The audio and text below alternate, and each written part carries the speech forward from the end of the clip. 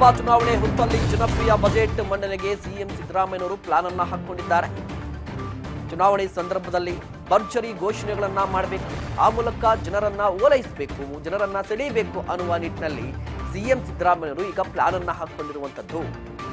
February 13ನೇ ತಾರೀಕು ಅಧಿವೇಶನವನ್ನ ನಡೆಸಬೇಕು ಅಂತ, ಜಂಟಿ ಅಧಿವೇಶನವನ್ನ ನಡೆಸಬೇಕು ಅಂತ ಸಿದ್ದರಾಮಯ್ಯನವರು ಪ್ಲಾನ್ ಅನ್ನ ಹಾಕಿಕೊಂಡಿದ್ದಾರೆ. ಅದಾದ ನಂತರ ಫೆಬ್ರವರಿ 16ರವರೆಗೆ ರಾಜ್ಯಪಾಲರ ಭಾಷಣದ ಮೇಲೆ ಚರ್ಚೆಯನ್ನ ನಡೆಸ್ತಾರೆ. ಫೆಬ್ರವರಿ 17ರಂದು ಸಿಎಂ ಸಿದ್ದರಾಮಯ್ಯನವರು ಬಜೆಟ್ ಅನ್ನ ಮಂಡನೆ ಮಾಡಬೇಕು ಅಂತ ಅನ್ಕೊಂಡಿದ್ದಾರಂತೆ. ಇದೇ ಕಾರಣಕ್ಕಾಗಿ ಜನವರಿ 2ನೇ ವಾರದಲ್ಲಿ ವಿವಿಧ ಇಲಾಖಾ ಅಧಿಕಾರಿಗಳೊಂದಿಗೆ ಸಭೆಯನ್ನ ಕೂಡ ನಡೆಸ್ತಾರೆ. ಯಾವ ಕಾರಣಕ್ಕೆ ಅಂದ್ರೆ ಮುಂದೆ ಲೋಕಸಭಾ ಚುನಾವಣೆ ಇದೆ. ಈ ಹೊತ್ತಲ್ಲಿ ಬಜೆಟ್ ಮಂಡನೆ ಮಾಡಬೇಕು. ಬಜೆಟ್ ಅಲ್ಲಿ ಗ್ಯಾರಂಟಿಗಳ ಜಾರಿಯ ಜೊತೆಗೆ ಇನ್ನಷ್ಟು ಯೋಜನೆಗಳನ್ನ ಜಾರಿ ಮಾಡುವ ಸಾಧ್ಯತೆ ಇರುವಂತದ್ದು. ಇನ್ನಷ್ಟು ಜನಪ್ರಿಯ ಬಜೆಟ್ ಅನ್ನ ಮಂಡನೆ ಮಾಡಬೇಕು. ಆ ಮೂಲಕ ಲೋಕಸಭಾ ಚುನಾವಣೆಗೆ ತಯಾರಿಯನ್ನ ಆರಂಭಿಸಬೇಕು ಅಂತ ಹೇಳಿ ಸಿಎಂ ಸಿದ್ದರಾಮಯ್ಯನವರು ಒಂದಿಷ್ಟು ಪ್ಲಾನ್ ಕೂಡ ಹಾಕಿಕೊಂಡಿದ್ದಾರಂತೆ. ಚುನಾವಣೆ ಸಂದರ್ಭದಲ್ಲಿ ಭರ್ಜರಿ ಅನುದಾನವನ್ನ ಕೊಡೋದು, ವಿವಿಧ ರಾಜ್ಯಗಳಿಗೆ, ವಿವಿಧ ಜಿಲ್ಲೆಗಳಿಗೆ, ಜೊತೆಗೆ ವಿವಿಧ ಯೋಜನೆಗಳನ್ನ ಘೋಷಣೆ ಮಾಡೋದು, ಈ ರೀತಿಯ ಲೆಕ್ಕಾಚಾರವನ್ನ ಹಾಕಿಕೊಂಡಿರುವಂತದ್ದು. ಈಗ ಸಿದ್ದರಾಮಯ್ಯನವರ ಲೆಕ್ಕಾಚಾರ ಏನಾಗಿರುತ್ತೆ ಅಂದ್ರೆ ಫೆಬ್ರವರಿ 13ರಿಂದ ಜಂಟಿ ಅಧಿವೇಶನಕ್ಕೆ ಸಿದ್ದರಾಮಯ್ಯನವರು ಚಿಂತನೆಯನ್ನ ನಡೆಸ್ತಾ ಇದ್ದಾರಂತೆ. ಈ ಒಂದು ಸುದ್ದಿ ರಾಜ್ಯ ಕಾಂಗ್ರೆಸ್ ಪಡಸಾಲೆಯಲ್ಲಿ ಹರಿದಾಡ್ತಾ ಇರುವಂತದ್ದು. ಫೆಬ್ರವರಿ 13ನೇ ತಾರೀಕು ಜಂಟಿ ಅಧಿವೇಶನ ನಡೆಸಬೇಕು ಅಂತ ಸಿದ್ದರಾಮಯ್ಯನವರು ಈಗಾಗಲೇ ಪ್ಲಾನ್ ಅನ್ನ ಹಾಕೊಂಡಿದ್ದಾರಂತೆ. ಅದಾದ ಬಳಿಕ ರಾಜ್ಯಪಾಲರು ಭಾಷಣವನ್ನ ಮಾಡ್ತಾರೆ. ಜಂಟಿ ಅಧಿವೇಶನವನ್ನ ಉದ್ದೇಶಿಸಿ ರಾಜ್ಯಪಾಲರ ಭಾಷಣ ಸಾಮಾನ್ಯವಾಗಿ ಸರ್ಕಾರವೇ ಎಲ್ಲರೂ ಕೂಡ ರೆಡಿ ಮಾಡಿಕೊಡುತ್ತೆ. ಸರ್ಕಾರ 1 ವರ್ಷ ಆಗ್ತಾ ಬರ್ತಾ ಇರುತ್ತೆ. ಆ ಲೆಕ್ಕದಲ್ಲಿ ಸರ್ಕಾರ ಇಷ್ಟೊಂದು ಅವಧಿಯಲ್ಲಿ ಏನೆಲ್ಲ ಕೆಲಸಗಳನ್ನ ಮಾಡಿದೆ, ಮುಂದಿನ ಗುರಿ ಏನಿರುತ್ತೆ, ಅದರ ಬಗ್ಗೆ ಕೂಡ ಭಾಷಣವನ್ನ ಮಾಡ್ತಾರೆ.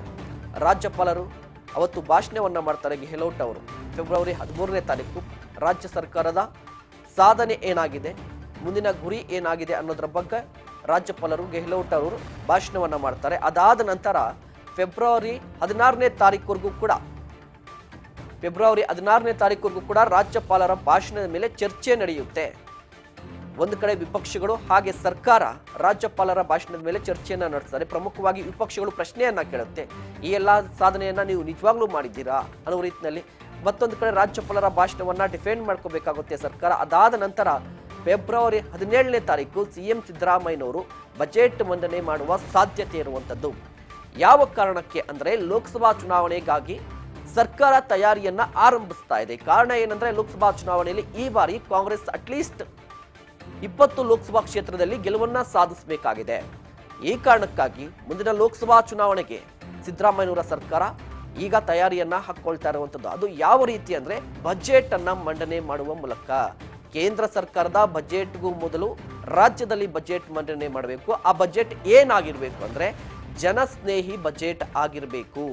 ಜನಸ್ನೇಹಿ ಬಜೆಟ್ ಆಗಿದ್ರೆ ಮಾತ್ರ ಕೇಂದ್ರಕ್ಕೆ ನಾವು ಟಕ್ಕರನ್ನ ಕೊಡ್ಬೋದು, ರಾಜ್ಯದಲ್ಲಿ ಜನರನ್ನ ಓಲೈಸಬಹುದು, ಮನವೊಲಿಸಬಹುದು ಅನ್ನುವ ಲೆಕ್ಕಾಚಾರ. ಪ್ರಮುಖವಾಗಿ ತೆರಿಗೆ ರಹಿತ ಬಜೆಟ್ ಮಂಡನೆಗೆ ಸಿದ್ದರಾಮಯ್ಯನವರು ಪ್ಲಾನ್ ಅನ್ನ ಹಾಕೊಂಡಿರುವಂತದ್ದು. ಅಂದ್ರೆ ಜನಸಾಮಾನ್ಯರ ಮೇಲೆಗೆ ಯಾವುದೇ ರೀತಿಯ ತೆರಿಗೆ ಹೇರಬಾರದು. ಸೆಸ್ ಆಗಿರಬಹುದು, ಯಾವುದೇ ರೀತಿಯ ತೆರಿಗೆ ಇರಲಿ, ಜನಸಾಮಾನ್ಯರಿಗೆ ಹೊರೆ ಆಗಬಾರ್ದು. ಆ ರೀತಿಯ ಬಜೆಟ್ ಅನ್ನ ಮಂಡನೆ ಮಾಡಬೇಕು. ಜೊತೆಗೆ ನೇರ ಅಥವಾ ಪರೋಕ್ಷ ತೆರಿಗೆಯಲ್ಲಿ ಹೆಚ್ಚಳ ಇರೋದಿಲ್ಲ. ಯಾವುದೇ ರೀತಿಯ ತೆರಿಗೆಯನ್ನ ಹಾಕದೆ ಜನಪರವಾಗಿ ಈ ಬಜೆಟ್ ಇರಬೇಕು, ಜನಸ್ನೇಹಿ ಆಗಿರಬೇಕು ಅನ್ನೋದ್ರ ಬಗ್ಗೆ ಚರ್ಚೆಯನ್ನ ನಡೆಸ್ತಾ ಇದ್ದಾರಂತೆ. ಫೆಬ್ರವರಿ 13ನೇ ತಾರೀಕು ಜಂಟಿ ಅಧಿವೇಶನವನ್ನು ಕರೀತಾರೆ. ಅವತ್ತು ರಾಜ್ಯಪಾಲರು ಭಾಷಣವನ್ನ ಮಾಡ್ತಾರೆ. 17ನೇ ತಾರೀಕು ಬಜೆಟ್ ಅನ್ನ ಮಂಡನೆ ಮಾಡ್ತಾರೆ. ಹೀಗೆ ಮುಂದಿನ ಲೋಕಸಭಾ ಚುನಾವಣೆಗೆ ಸಿದ್ದರಾಮಯ್ಯನವರು ಪ್ಲಾನ್ ಅನ್ನ ಹಾಕೊಂಡಿರುವಂತದ್ದು. ಅದು ಕೂಡ ಕೇಂದ್ರ ಸರ್ಕಾರದ ಬಜೆಟ್ಗೂ ಮೊದಲು ರಾಜ್ಯದಲ್ಲಿ ರಾಜ್ಯ ಬಜೆಟ್ ಮಂಡನೆ ಮಾಡಬೇಕು.